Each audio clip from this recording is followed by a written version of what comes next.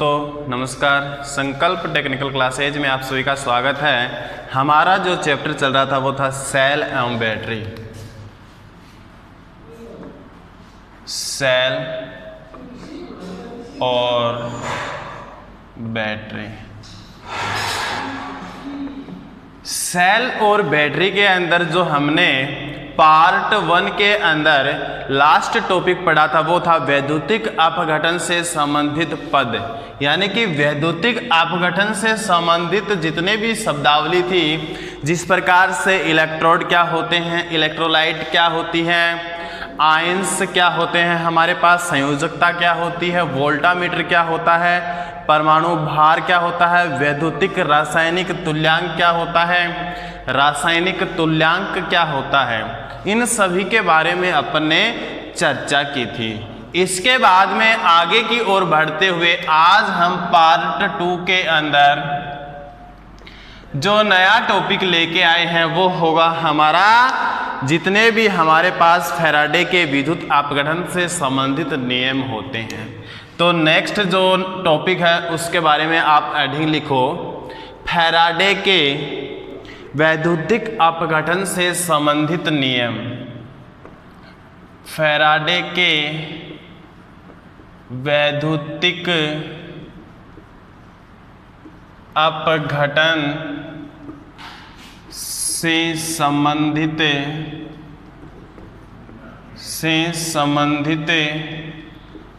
नियम। फैराडे के वैद्युतिक अपघटन से संबंधित नियम। तो फैराडे ने विद्युत अपघटन यानी कि जब हम किसी भी विलयन के अंदर विद्युत धारा प्रवाहित कर विलयन के अंदर जो हम विलायक पदार्थ डाला होता है, जो इलेक्ट्रोलाइट होता है, उसको अलग अलग या भिन्न भिन्न घटकों या आयनों में विभक्त कर देता है, वो होता है अपघटन। तो इससे संबंधित फैराडे ने 2 नियम दिए थे, फैराडे का प्रथम नियम और फैराडे का द्वितीय नियम। तो फैराडे का प्रथम नियम था हमारे पास प्रथम नियम, नंबर 2 पे आता है द्वितीय नियम। तो फैराडे ने 2 नियम दिए थे।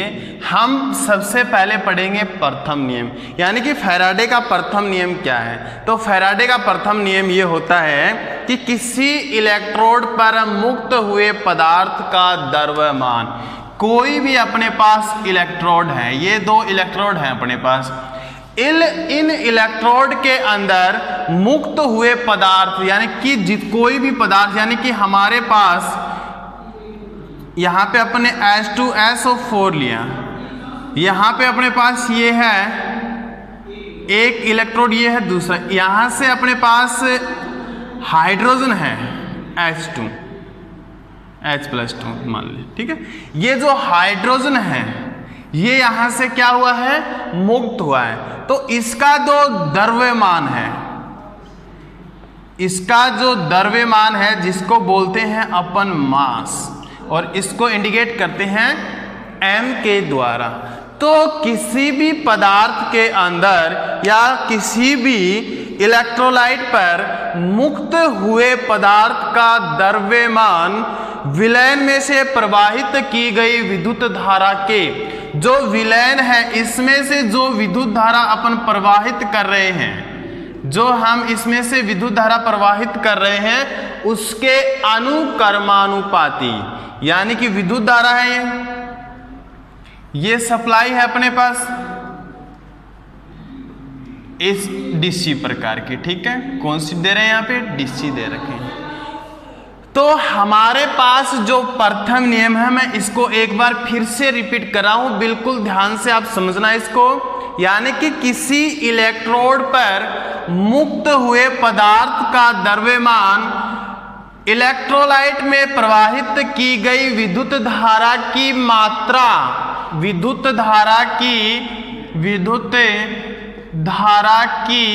मात्रा के अनुक्रमानुपाती या समानुपाती होता है, के अनुक्रमानुपाती या समानुपाती होता है।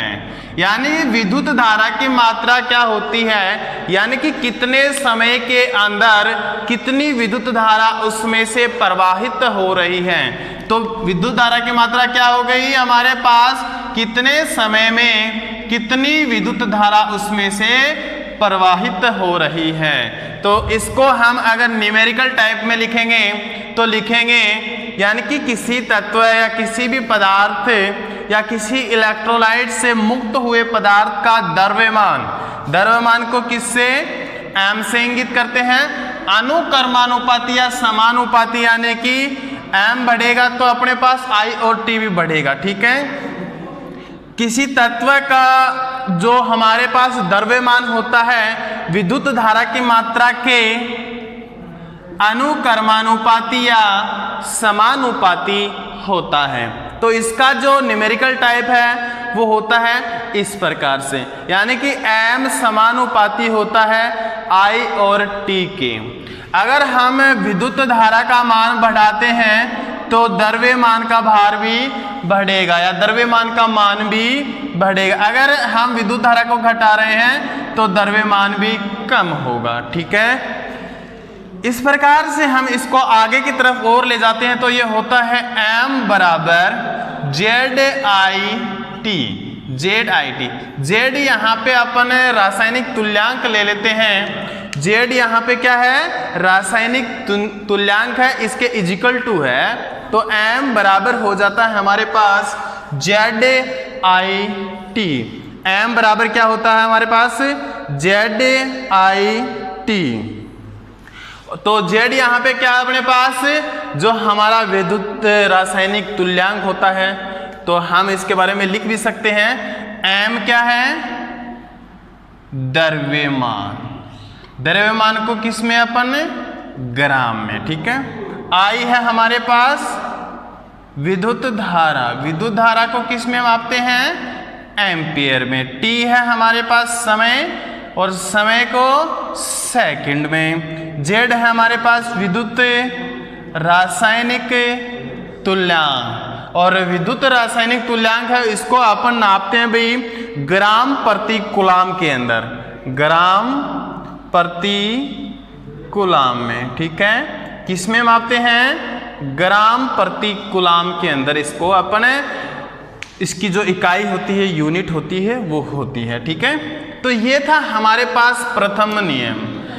ये क्या था, प्रथम नियम। इसको बहुत अच्छी तरीके से याद रखना है कि फैराडे ने, वैसे तो फैराडे ने अनेकों नियम दिया है। जिस प्रकार से विद्युत चुंबकीय प्रेरण का सिद्धांत भी किसने दिया था, फैराडे ने दिया था। इसी प्रकार से जब हम कंपटीशन में उतरते हैं उस वक्त ये सारे के सारे अपने दिमाग से आउट होने लगते हैं, हमारे दिमाग से क्या होते हैं, आउट होने लगते हैं। तो आज अगर जब हम पढ़ रहे हैं इनको, ये बिल्कुल इजी वे में हमें समझ में आ रहा है, बिल्कुल इजी भी लग रहा है। लेकिन जैसे जैसे 2-3 महीने गुजर जाते हैं तो इन चीज़ों को अपन अपनी मेमोरी से डिलीट करते जाते हैं, क्योंकि वो अपने आप डिलीट हो जाती है। अगर आप बार बार इसका अभ्यास नहीं करोगे, क्लास में अगर जब पढ़ाया जा रहा है आपको, तब आप अच्छी तरीके से नहीं समझ रहे हैं, ठीक है। तो ये था हमारा प्रथम नियम।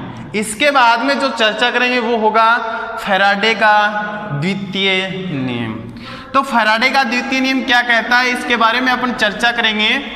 ये होता है हमारे पास फैराडे का द्वितीय नियम। द्वितीय नियम में बताया गया है, यदि भिन्न भिन्न इलेक्ट्रोलाइट में से एक समय में एक समान विद्युत धारा प्रवाहित की जाए तो उनके इलेक्ट्रोड्स पर मुक्त हुए पदार्थ का द्रव्यमान उसके रासायनिक तुल्यांक के व्यतक्रमानुपाती होता है। मेरे को पता है ये जो लैंग्वेज मैंने बोली है आपको समझ में नहीं आई होगी बिल्कुल, लेकिन हम इसका जब न्यूमेरिकल सिस्टम देखेंगे तो उसमें हमें बिल्कुल समझ में आ जाएगी।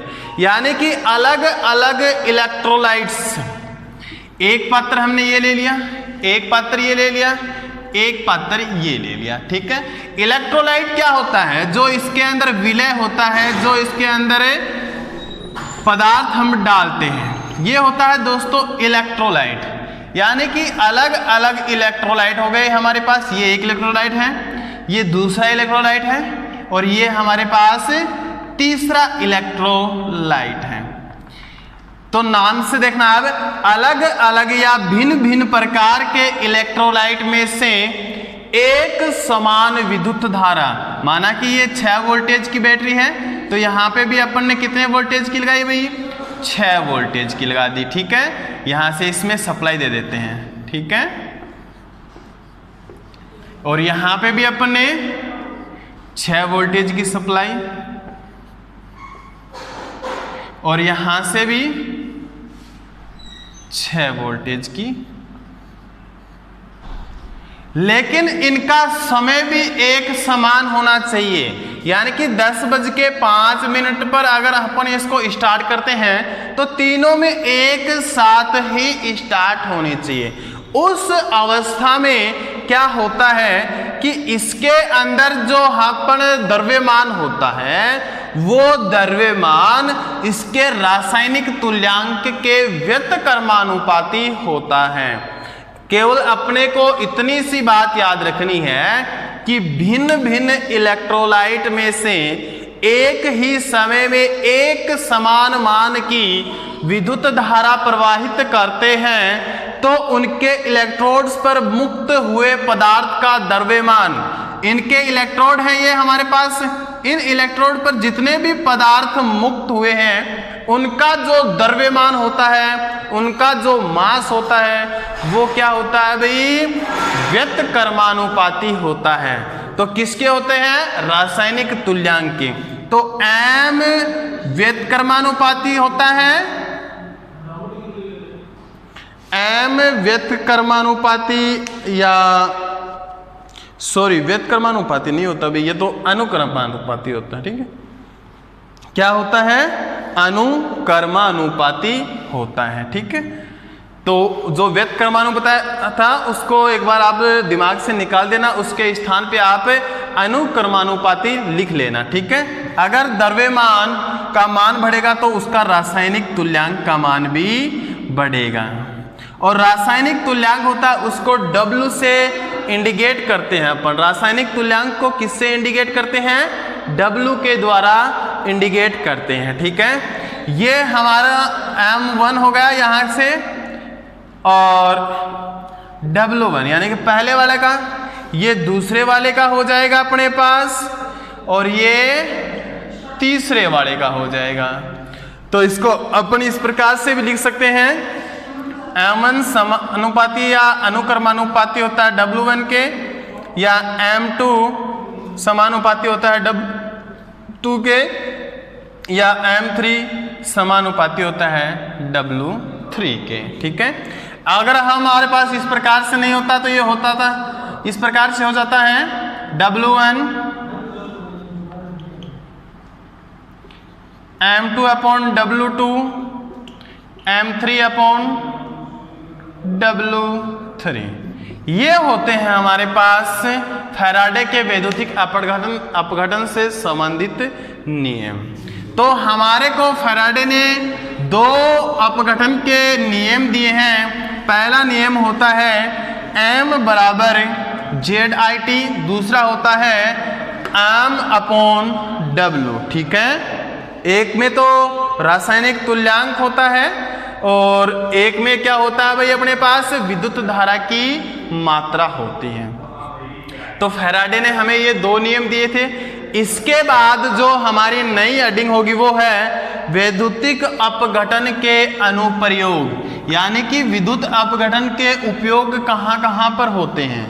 तो वैद्युतिक अपघटन के नियम, तो नई हेडिंग लिखना, वैद्युतिक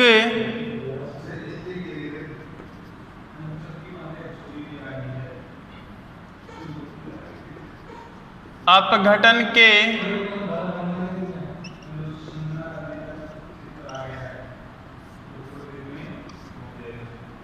वैद्युतिक अपघटन के नियम। तो वैद्युतिक अपघटन से संबंधित जो अनुप्रयोग होते हैं या इनका जो उपयोग होता है वो किन किन क्षेत्रों में किया जाता है, उनके बारे में थोड़ा अपन अध्ययन करेंगे।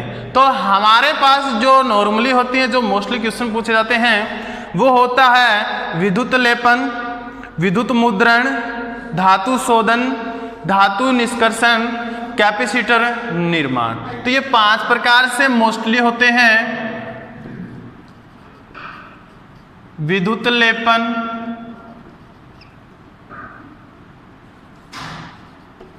विद्युत मुद्रण,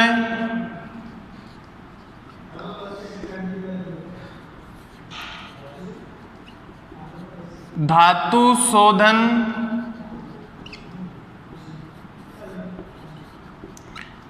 धातु निष्कर्षण,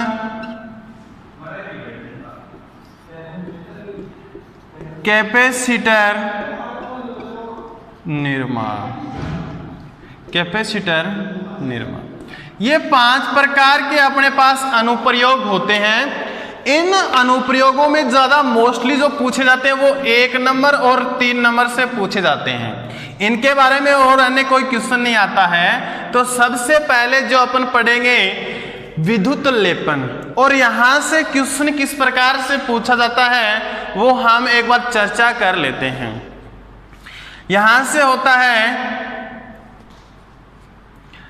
इलेक्ट्रोप्लेटिंग के अंदर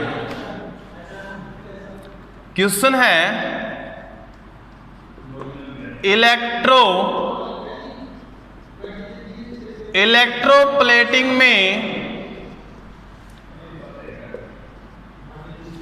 इलेक्ट्रोप्लेटिंग में अपघटन का कौन सा नियम लगता है। इस प्रकार से बिल्कुल नॉर्मली क्वेश्चन पूछा जाता है, इलेक्ट्रोप्लेटिंग में अपघटन का कौन सा नियम लगता है, या इलेक्ट्रोप्लेटिंग में कौन सा नियम लगता है, ये क्वेश्चन पूछ लेते हैं। तो हमारे पास होता है फैराडे के विद्युत चुंबकीय प्रेरण का नियम। नंबर 2 पे पूछ लेते हैं फैराडे का विद्युत अपघटन नियम। तीसरा होता है हमारे पास लेंज का नियम। चौथा हमारे पास होता है कूलाम का नियम। ये आज तो अपने को याद है अभी, इलेक्ट्रोप्लेटिंग में कौन सा नियम लगता है तो आज तो अपने को याद है, इसलिए अपन नॉर्मली बता देते हैं कि जो इलेक्ट्रोप्लेटिंग है, विद्युत मुद्रण है, धातु शोधन है, धातु निष्कर्षण है, कैपेसिटर निर्माण है, इन सभी के अंदर जो लगता है वो होता है हमारा फैराडे का विद्युत अपघटन नियम। कौन सा नियम लगता है? फैराडे का विद्युत अपघटन नियम। लेकिन जैसे जैसे हमारे 2-3 महीने निकल जाते हैं तो हम इसको बिल्कुल भूल जाते हैं, ठीक है। तो सही आंसर यही होगा, ठीक है। इस प्रकार से इसमें क्वेश्चन पूछे जाते हैं। अब हम देखते हैं विद्युत लेपन। नंबर 1 पॉइंट डालते हैं विद्युत लेपन, यानी कि विद्युत लेपन क्या होता है। देखो नाम से पता चल रहा है, इलेक्ट्रोप्लेटिंग।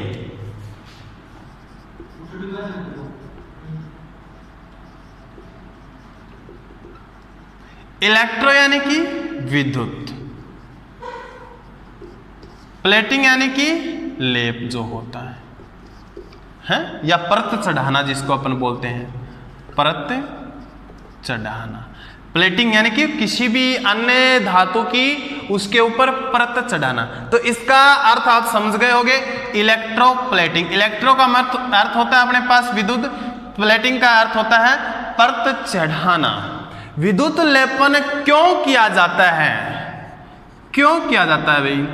यानी कि हमारे पास कोई भी धातु होती है, उसका जंगरोधी बनाने के लिए, उसको और अधिक चमकीला बनाने के लिए, या उसे थोड़ा सा मजबूत बनाने के लिए हम विद्युत लेपन करते हैं। जिस प्रकार से ज्वेलरी होती है, ज्वेलरी अपन ने लोहे की ले ली, उसके ऊपर अपन स्वर्ण या सिल्वर का अपन उस पर लेपन कर सकते हैं, तो वो होता है विद्युत लेपन। जिस प्रकार से आयरन की कोई हमारे पास कील होती है, अगैरह वगैरह होती हैं, उसको जिंक से वो उसके ऊपर लेप कर दिया जाता है ताकि उसका अपक्षरण कम हो और उसके जंग ना लगे, वो ऑक्सीकरण क्रिया ना करे, इसलिए इनके ऊपर अपन क्या करते हैं, दूसरी धातु की इसके ऊपर परत चढ़ाई जाती है। तो वो परत किस लिए चढ़ाई गई है ये मैंने आपको अभी अभी बता दिया है। विद्युत जो हमारे पास विद्युत के द्वारा इसके ऊपर लेप चढ़ाते हैं, उनकी विशेषताएं क्या क्या होती हैं, उनके जो रूल्स हैं, नियम्स हैं, रेगुलेशंस हैं, वो कैसे होते हैं। यानी कि जब हम किसी भी धातु पर दूसरी परत चढ़ाते हैं तो जिसके ऊपर परत चढ़ानी होती है वो कैथोड इलेक्ट्रोड लेंगे, ठीक है।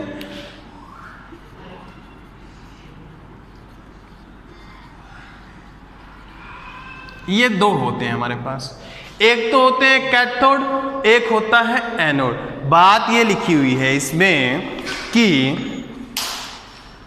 जिस मेटल पर परत चढ़ानी होती है वह कैथोड इलेक्ट्रोड लेंगे।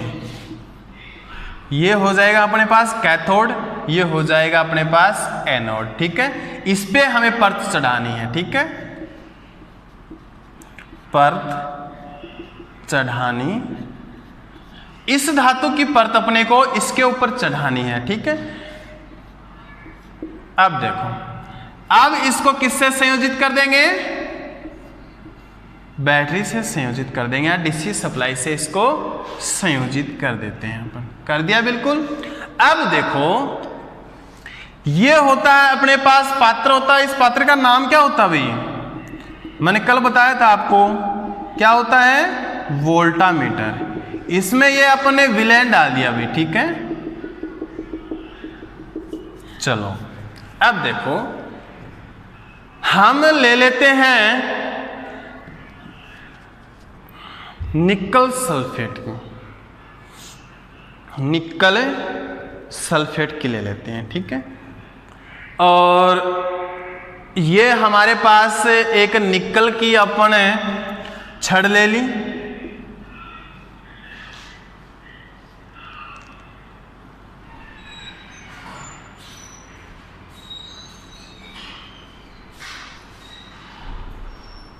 ये ले लेते हैं जिसकी परत चढ़ानी होती है, मान लो कि ये परत चढ़ानी होती है तो ये ले लेते हैं अपन निकल।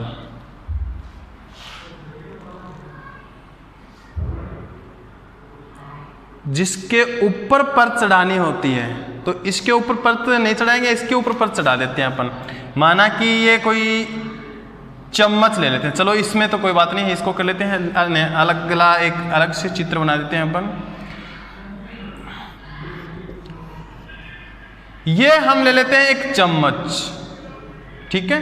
इस चम्मच के ऊपर अपने को निकल की परत चढ़ानी है, तो ये जो इलेक्ट्रोड लेंगे ये तो ले लेंगे निकल का, ये वाला भाग है ये हमें पता अभी जिसकी परत चढ़ानी होती है वो हमेशा लेंगे अपन कैथोड का, तो ये भाग हो जाएगा कैथोड, ये हो जाएगा एनोड। इसको विद्युत सप्लाई से जोड़ेंगे, और कौन सी सप्लाई से जोड़ेंगे दोस्तों, इसको डीसी सप्लाई से।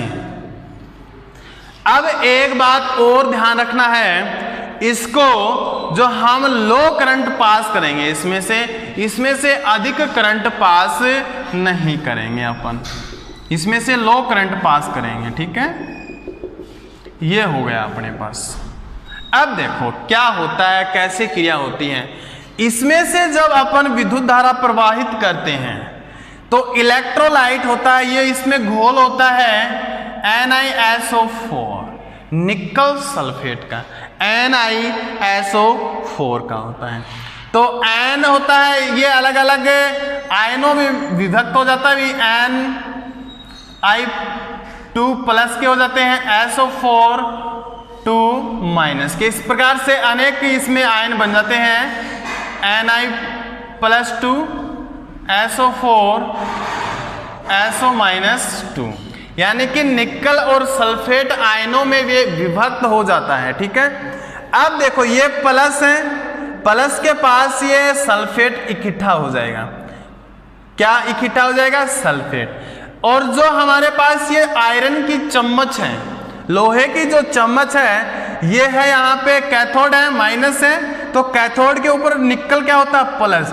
ये इसके ऊपर, तो निकल की यहाँ पे छोटी छोटी बूंदों के रूप में यहाँ पे इकट्ठा होना शुरू हो जाता है। ठीक है, अब इसको कठोर सॉलिड बनाने के लिए यहां से माना कि अपन ने 2 इलेक्ट्रॉन दे दिए, और ये 2 इलेक्ट्रॉन इससे क्रिया करते ही ये क्या हो जाता है? सॉलिड हो जाता है, और सॉलिड होते ही इसके ऊपर परत चढ़ जाती है। तो इस प्रकार से होता है दोस्तों विद्युत लेपन। तो आप लिखो, एडिंग डालो विद्युत लेपन। इसमें लिखो एक धातु पर दूसरी धातु की महीन परत चढ़ाना। एक धातु पर दूसरी धातु की महीन परत चढ़ाना। नंबर 2 इसी में लिखो मौलिक सिद्धांत। हेडिंग छोटी सी लिखो मौलिक सिद्धांत। इसमें लिखो लोहे, पीतल आदि से बनी वस्तुओं की सतह को, लोहे, पीतल आदि से बनी आदि से बनी वस्तुओं की सतह को वातावरण के प्रभावों से सुरक्षित रखने और वातावरण के प्रभावों से सुरक्षित रखने और उसे चमकदार बनाने के लिए उस पर अक्षरण रोधी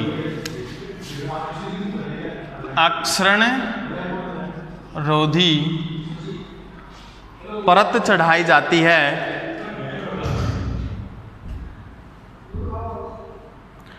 नेक्स्ट लिखो, छोटी सी हेडिंग है इलेक्ट्रोप्लेटिंग की विशेषता। इलेक्ट्रोप्लेटिंग की विशेषता। इलेक्ट्रोप्लेटिंग की विशेषता में नंबर 1 पॉइंट आप लिखो जिस मेटल पर परत चढ़ाई जाती है, जिस मेटल पर परत चढ़ाई जाती है वह कैथोड इलेक्ट्रोड लेंगे। वह कैथोड इलेक्ट्रोड लेंगे। चम्मच थी, इसके ऊपर अपने परत चढ़ाई, तो यहाँ पे कौन सा इलेक्ट्रॉन लेंगे? हमेशा कैथोड, यानी कि माइनस के रूप में इसको अपन लेंगे, कैथोड के रूप में इसको अपन लेंगे। ठीक है, नेक्स्ट लिखो लो करंट। नंबर 2 पॉइंट इसी में लिखो लो करंट, यानी कि इसमें कम से कम, यानी कि कम मात्रा की जो करंट है इसमें से फ्लो करेंगे।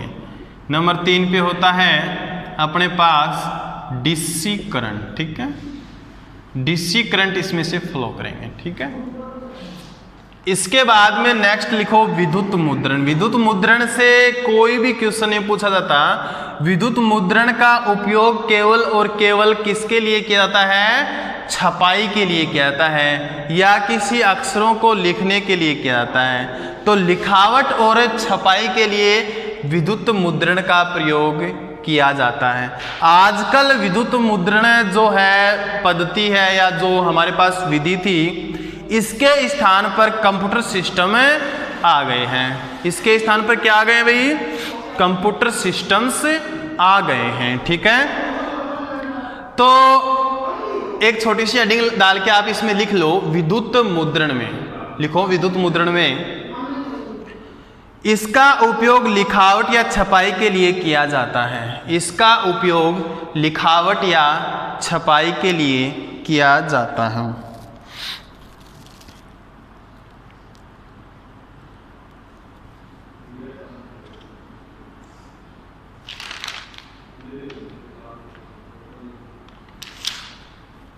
नेक्स्ट हेडिंग लिखो धातु शोधन।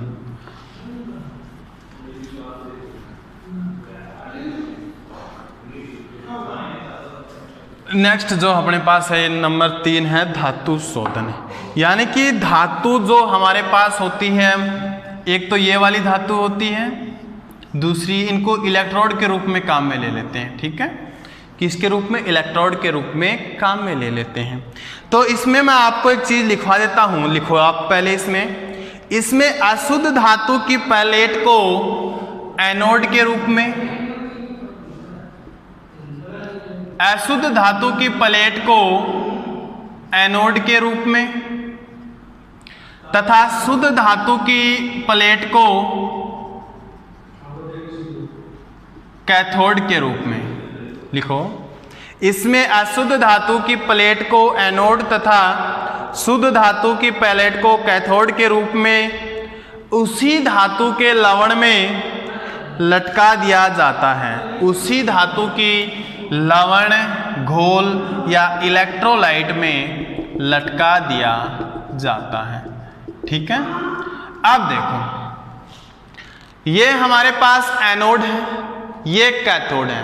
कैथोड के अंदर तो लेंगे अपन जो हमारे पास शुद्ध धातु होती है, शुद्ध धातु होती है।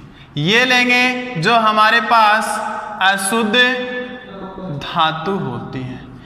इस अशुद्ध धातु के अंदर शुद्ध धातु के जितने भी आयन होते हैं वो अपनी ओर आकर्षित कर लेती है, और ये वाली जो छड़ है ये धीरे धीरे धीरे धीरे क्या होने लगती है दोस्तों, पतली होने लगती है। तो इससे ज्यादा क्वेश्चन नहीं पूछा जाता है, ठीक है।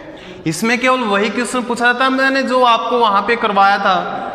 नेक्स्ट लिखो धातु निष्कर्षण, लिखो 4 नंबर पॉइंट, धातु निष्कर्षण।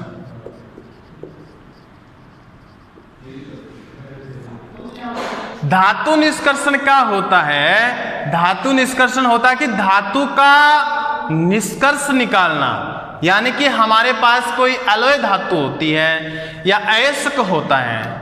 अलॉय या अयस्क क्या होता है? अशुद्ध धातु होती है जिसमें धातु और अशुद्धियां मिली होती हैं।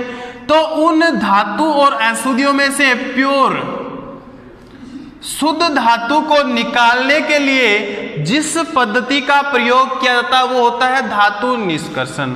जिस प्रकार से कॉपर की खानों से तांबा निकाला जाता है, लेकिन वो प्योरली तांबा नहीं होता, वो अयस्क के रूप में निकाला जाता है। उस अयस्क को प्योरली बनाने के लिए उसमें से अशुद्धियों को एक साइड में करना होता है, और शुद्ध जो हमारे पास से तांबा होता है उसको एक साइड में करना होता है। तो बड़ी बड़ी मशीनरों के द्वारा किया जाता है, लेकिन कम मात्रा में अपन एक्सपेरिमेंट जो करते हैं, इसी एक्सपेरिमेंट को वो बड़े लेवल पे करते हैं, ठीक है। तो जो धातु निष्कर्षण होती है उसका उपयोग कहाँ पे करते हैं? अलॉय धातुओं में से प्योर धातु को निकालने के लिए धातु निष्कर्षण का उपयोग किया जाता है। तो आप इसमें लिखो, इस विधि में अयस्क को, और ये जो अयस्क होता है इस अयस्क को एनोड के रूप में लेंगे। एनोड, एनोड का मतलब प्लस और कैथोड का मतलब माइनस, ठीक है, इस प्रकार से लेंगे, ठीक है। तो अयस्क जो होता है उसको हम एनोड के रूप में लेंगे। एनोड के रूप में क्या डाल देंगे? अयस्क डाल देंगे। और माना कि कॉपर हम निकाल रहे हैं तो कॉपर की छड़ यहाँ पे लगा देंगे, और यहाँ से जितना भी कॉपर है वो सारा का सारा निकल के इस छड़ के चारों ओर चिपक जाएगा, जो शुद्ध हमारे पास से कॉपर बचेगा, ठीक है। और ये अयस्क की परतें धीरे धीरे धीरे धीरे पतली होती चली जाएगी, ठीक है। इस प्रकार से इसमें धातु निष्कर्षण होता है। तो आप इसमें लिखो, इस विधि में अयस्क को एनोड के रूप में और उत्पादन की जाने वाली धातु के किसी लवण का घोल इलेक्ट्रोलाइट के रूप में लेते हैं। किसी लवण का घोल इलेक्ट्रोलाइट में या इलेक्ट्रोलाइट के रूप में लेते हैं। नेक्स्ट लाइन इसी में लिखो, इससे अयस्क को शुद्ध धातु, इससे अयस्क से शुद्ध धातु प्राप्त की जाती है, ठीक है। हमारा जो 5 नंबर है इसमें से क्वेश्चन नहीं पूछा जाता, लेकिन एक लाइन है मोस्ट इंपॉर्टेंट, वो मैं आपको लिखवा देता हूं। तो आप लिखो कैपेसिटर निर्माण, और आप इसमें लिखो कैपेसिटर निर्माण के अंदर देखो इसका विद्युत अपघटन का क्या मतलब होता है। क्या काम होता है कैपेसिटर निर्माण के अंदर? कैपेसिटर निर्माण के अंदर क्या करते हैं, जब हम उच्च कैपेसिटेंस के कैपेसिटर का निर्माण करते हैं तो इनके जो दो प्लेटें होती, उन दोनों प्लेटों के मध्य डाई इलेक्ट्रिक परत चढ़ाने के लिए किसका प्रयोग किया जाता है? विद्युत अपघटन का प्रयोग किया जाता है। केवल इतनी सी बात लिखो आप। उच्च कैपेसिटेंस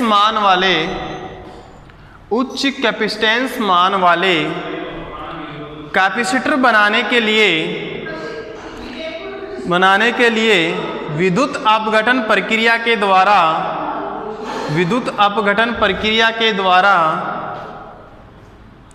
कैपेसिटर के दो प्लेट युग्मों के मध्य, दो प्लेट युग्मों या जोड़ों के मध्य, ठीक है, युग्मों के मध्य डाई इलेक्ट्रिक परत तैयार की जाती है। डाई इलेक्ट्रिक परत तैयार की जाती है। तो आज दोस्तों हमने पढ़ा था कि वैद्युतिक अपघटन से संबंधित फैराडे ने जो दो नियम दिए थे उनके बारे में चर्चा की थी। इसके बाद में जितने भी अपने पास ये वैद्युतिक अपघटन के अनुप्रयोग थे, तो हमारे पास 5 प्रकार के अनुप्रयोग थे। धातु लेपन था, धातु शोधन, धातु निष्कर्षण, विद्युत मुद्रण और कैपेसिटर निर्माण। इन 5 प्रकार के अनुप्रयोगों के बारे में अपन ने चर्चा करी है। तो नेक्स्ट वीडियो में हम जो हमारे पास कितने टाइप के सेल होते हैं उनके बारे में चर्चा करेंगे। आज के लिए इतना ही काफ़ी है। धन्यवाद।